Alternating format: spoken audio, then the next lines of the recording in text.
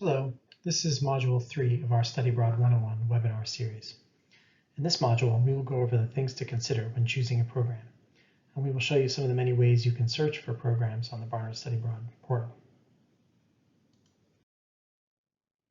Before you begin your search on the portal, it's helpful to ask yourself some basic questions about the kind of study abroad experience you'd like to have. First, there's location. Would you be happiest in a major urban center similar to New York, like London, Tokyo, or Shanghai? Or are you looking for an urban experience but in a smaller city, like say Copenhagen, Granada, or Valparaiso? Or perhaps the amenities of city life are not as important to you, and you're looking for something more off the beaten path, like a stay in a village, or even, and there is such a program, a stay in a yurt on the Mongolian steppe. You should also think about language. Are you looking to be in a place where English is spoken, or widely spoken? Or are you studying a language and want to speak it all or most of the time? If so, you may want to consider a homestay, or opportunities to live with local students. Taking courses in the host language with local students is another way to further your linguistic immersion. Are you looking to take courses in a specific subject area? If so, there are a number of study abroad programs with a particular thematic or subject focus. Some examples are the Budapest Semester in Mathematics, or the School for Field Studies programs, such as Sustainable Development in Costa Rica, or Wildlife, Water, and Climate Resilience in Kenya. Timing can also be an important factor to consider. Not all academic calendars line up with the one generally used here in the US. In the Southern Hemisphere, for instance, the semesters are reversed, with the fall term often starting in February and going through June, and the spring term starting in mid to late July and going through October.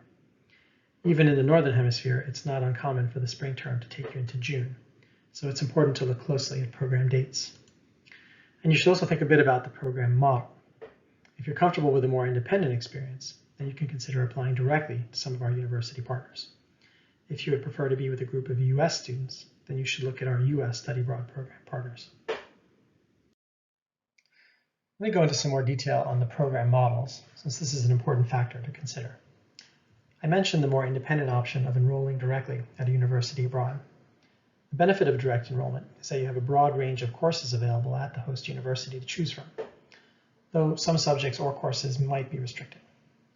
Direct enrollment can happen in one of two ways: by applying as a visiting student, or in certain specific instances by applying as an exchange student. Barnard only has a handful of exchange partners abroad. Some examples are the University of Edinburgh, Trinity College Dublin, Sciences Po in Paris, and the University of Melbourne.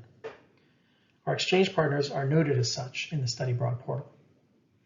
While there's almost no difference for your experience abroad if you're a visiting or an exchange student at a university, there are some distinctions in terms of the application process that are worth noting.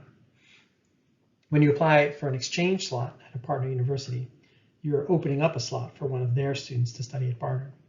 For this reason, if you apply for exchange, we ask you not to apply to any other program, since we're counting on you to make your space available to a partner university student. While this may feel limiting, the benefit is that nomination for exchange makes your application a high priority for the partner university, and your likelihood of getting in is therefore quite high. The other type of program that I noted earlier are what's known as provider programs. These are US universities or US-based nonprofits that run their own programs abroad.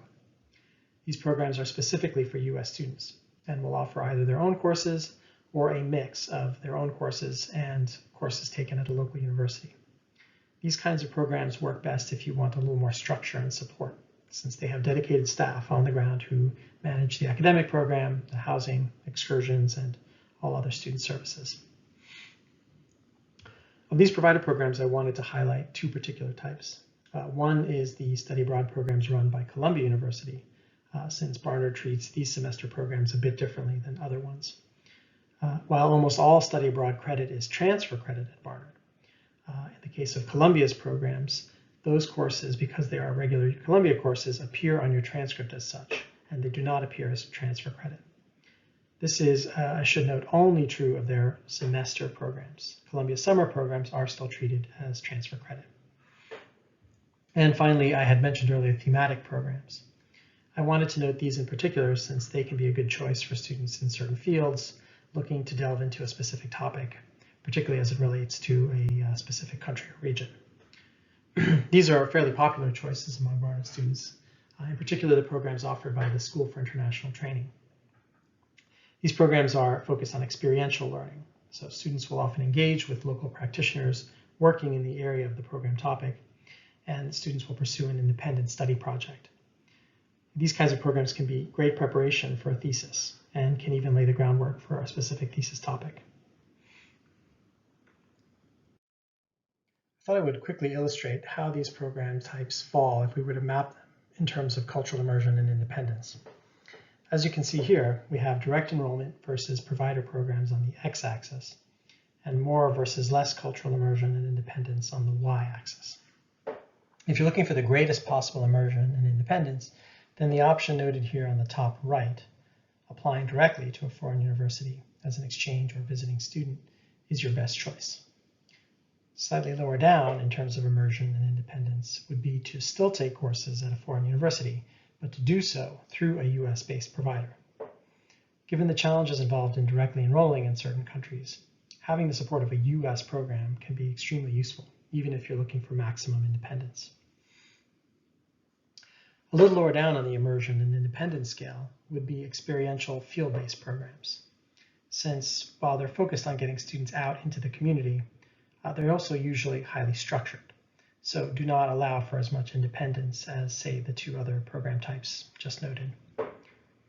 And finally, lowest on the immersion and independence scale are US-based programs that teach all their own courses, what's often referred to as island programs, since they're pretty much self-contained.